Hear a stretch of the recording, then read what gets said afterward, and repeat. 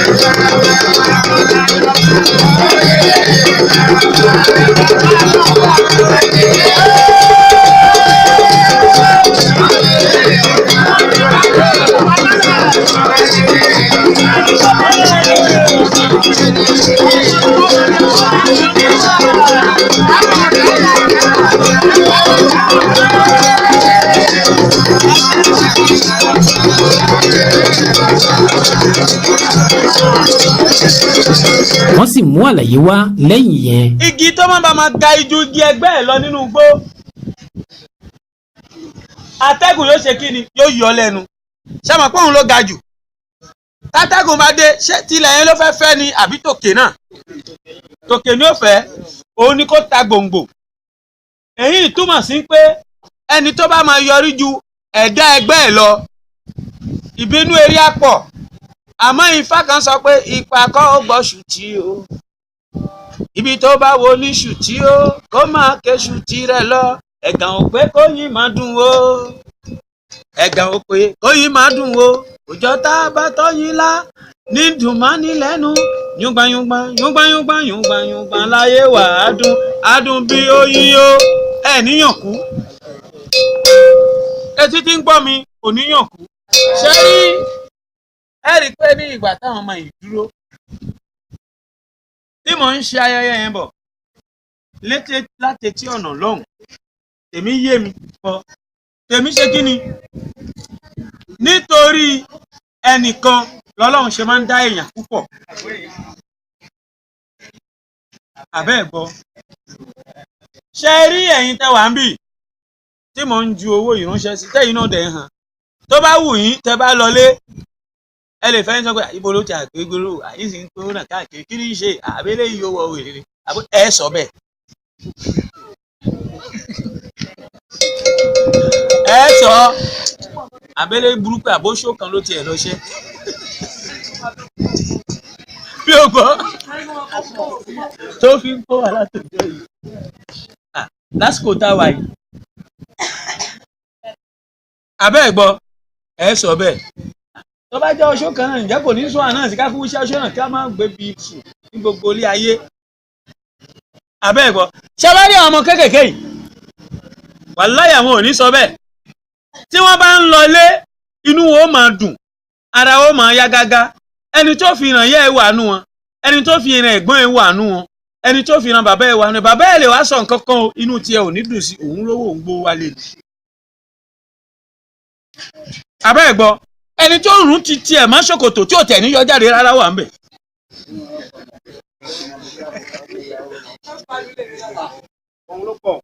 ẹ gbọ́ àmọ́ níjọ́ míì tí wọ́n bá rí mi pé mo gbé mọ́tò wọn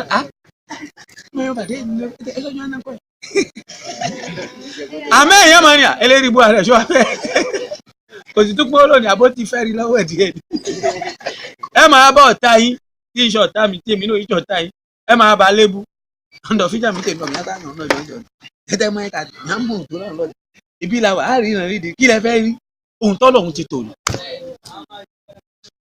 abẹ́ ẹ̀ gbọ́ ohun tọ́lọ̀ ohun ti tò ní les blancs appellent ça je suis un puits intarissable c'est-à-dire odò tó kún tí ò lè gbẹ láéláé èmi bẹ́ẹ̀ mi ṣe wà yìí bẹ́ẹ̀ ṣe ń wò mí mọ́ lè ní 1 million kí wọ́n ní 10 million nínú kọ́ńtẹ̀ ọwọ́ tí fi ná 1 million ò ní lè ná 10 million náà bẹ́ẹ̀ nítorí ó gbèrò ń pò ń fẹ́ jẹ gbèsè ó náà wọ́n jẹ gbèsè bá lọ fara owó olówó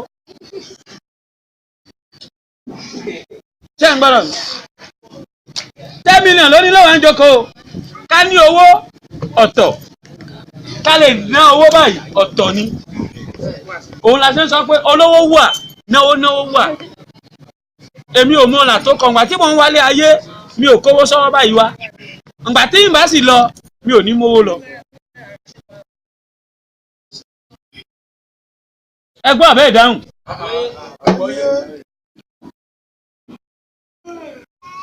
mi ò ní ṣe kínu mi ò ní mu lọ.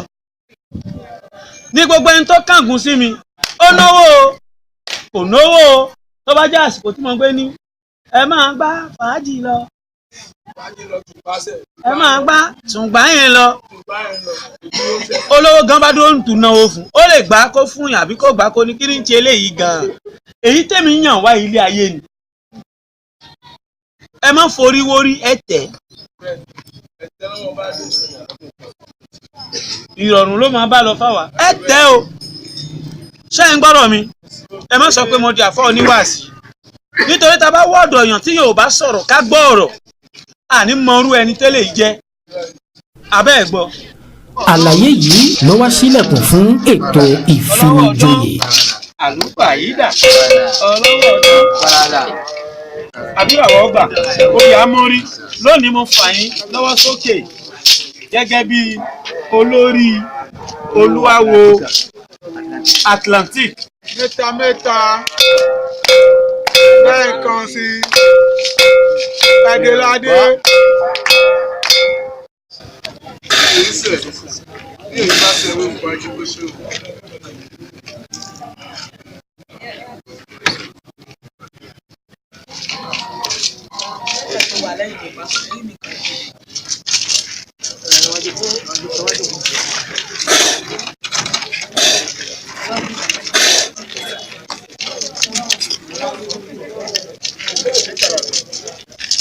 ní òní ní abẹ́ àṣẹ mi èmi kábíyèsí olúayé ọba ògbóni gbogbo Benin Republic pápátá mo fi yín jẹ bàbá ìgbìmọ̀ Atlantic lónìí báyìí oyè náà máa ń rí o.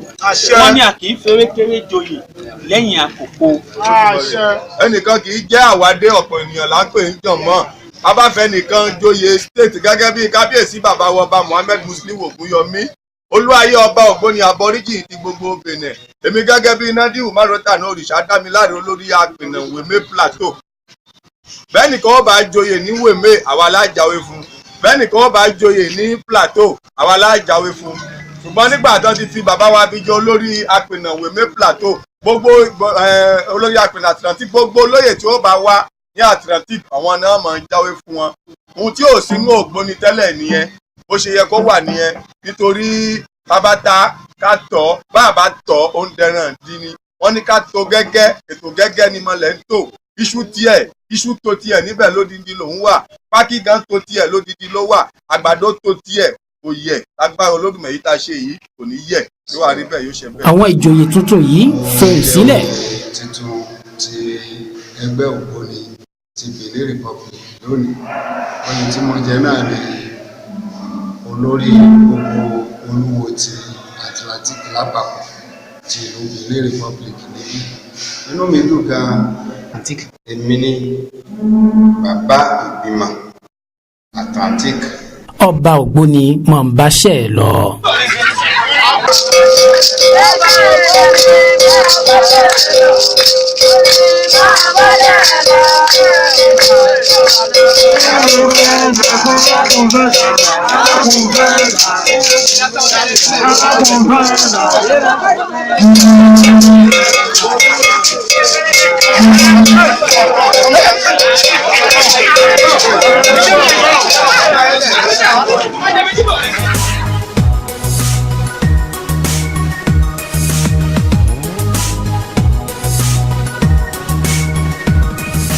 Universal Culture Television. Votre excellent carrefour culturel.